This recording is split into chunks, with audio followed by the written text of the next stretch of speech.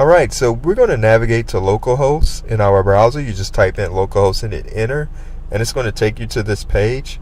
Now before you do that, you always want to start the XAMPP control panel first, like we did in the previous video. You click, remember we clicked on the first two buttons. We clicked on the start for Apache and the start for the MySQL database. I have a screenshot of it in the lower right here that you can kind of see.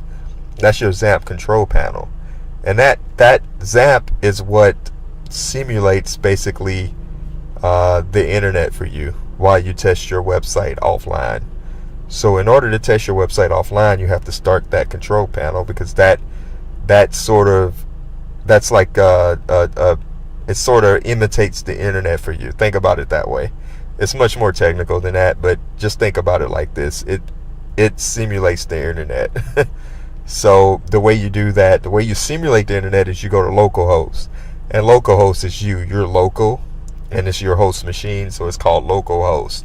It's your local computer. So when you go to the browser, you point to localhost, and localhost is basically another way of saying your own computer. So you can think about it that way. In other words, this is how you're able to run WordPress without the internet, because you installed the XAMPP control panel and it's simulating the internet. Alright.